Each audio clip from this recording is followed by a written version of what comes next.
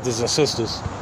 It's your boy Kareem Supreme again, reporting live from West Virginia. Now, I know in my last video I was talking about the Cardi B's and the Megan Thee Stallions and the female rappers of today and how they promote negativity in their music.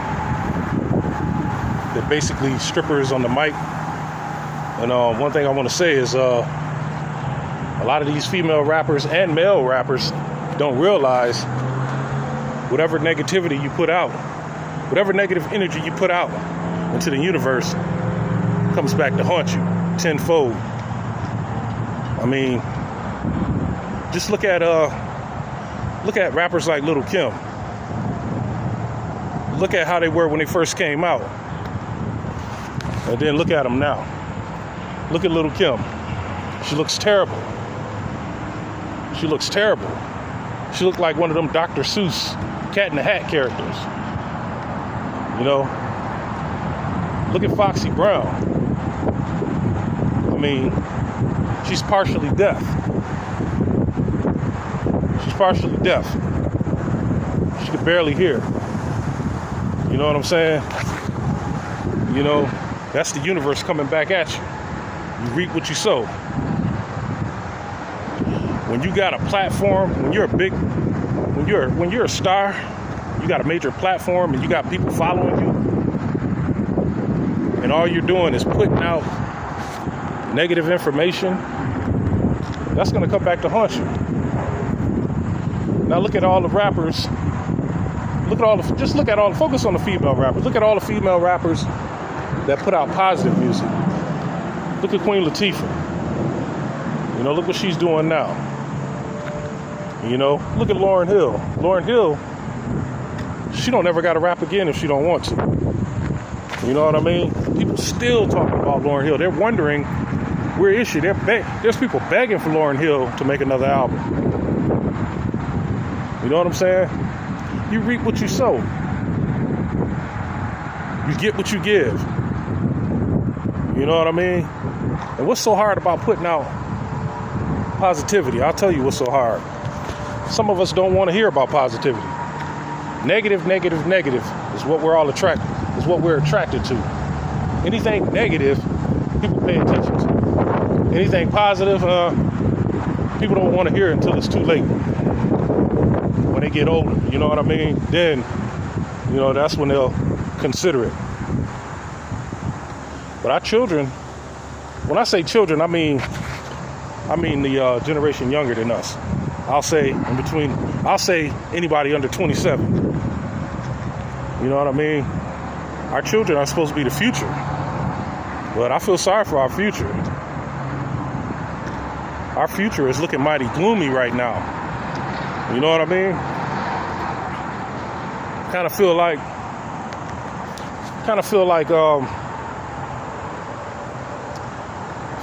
we're doomed.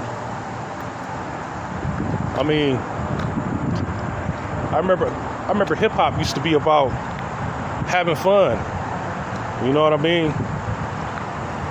Hip hop used to be about knowledge, you know, wisdom and understanding. You know, those are some of the principles of hip hop. You know, when I was young, we looked for rappers who had skills. You know what I mean? We look for rappers who would enlighten us, who had bars, who had skills. Now, you don't even gotta have skills. You can just rap about what everybody else is rapping about. Sex, money, and drugs, and you'll sell 1 million records. You don't even gotta be smart. You know what I mean? And it'll sell millions. I kind of blame the record companies for that. You know, media is a weapon. Media can be used as a weapon. You keep showing something over and over and over. When you want to control a population, you got to control the media. Hitler knew that way back in the 30s. Control their media. Control their images. And you can control the population. You can control the way a population thinks. So, you want to control black people, you control what they see on TV. You know what I mean? You buy out BET, Black Entertainment, buy that out. You know what I mean? Show movies over and over that contain interracial couples. Show interracial couples in commercials over and over and over. Black women with white men. Show that over and over and over. Show romance movies with black women and white men over and over and over. That way you could change the minds, the way black females think. You could make the black female and the black male insignificant to each other. And at the same time, you can breed them out. Because if black women watch these romance movies and all they seeing is a romantic interracial couple in it, they'll think that black men are not romantic because of some shit they seen on TV. You know, keep showing Love in West Virginia over and over and over and over. And black women will be like, hey, we may as well get a white man. You know, even though white men only fetish over black women. You know what I mean? They love that kinky hair. And they think black women are freaks by nature, over-sexual human beings.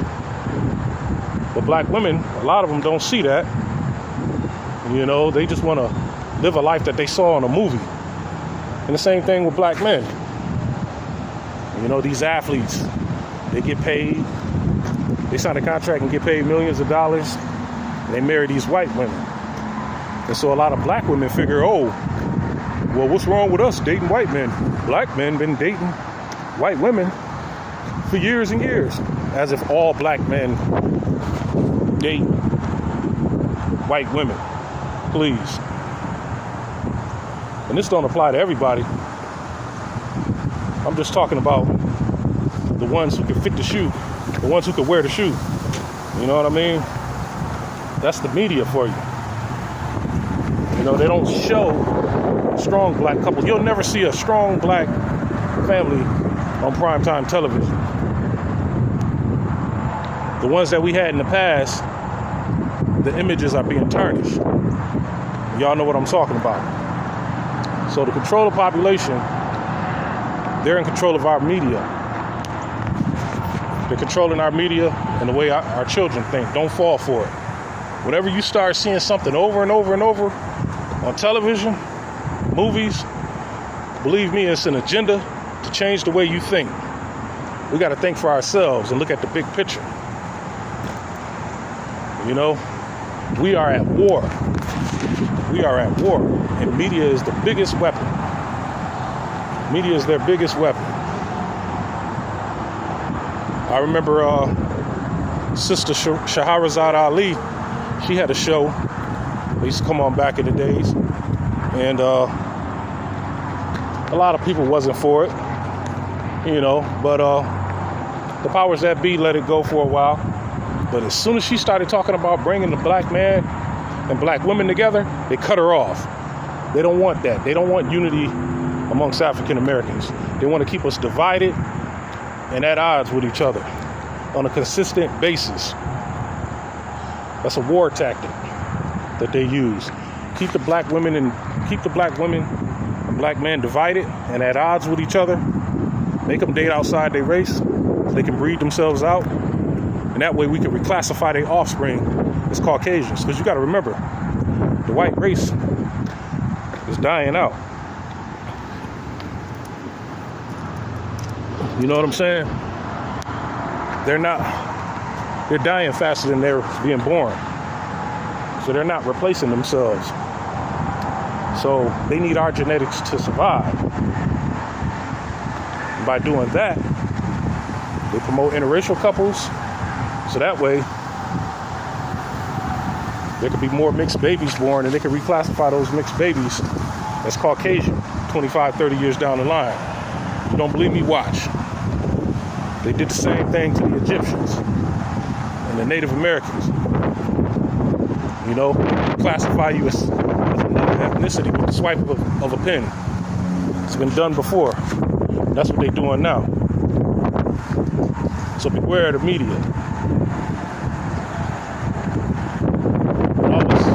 Always stay up on your history. Teach kids about African history, American Indian history. You know what I mean? Because there's a lot of history that's buried in the libraries. It's your boy Kareem Supreme. Get at me. Peace.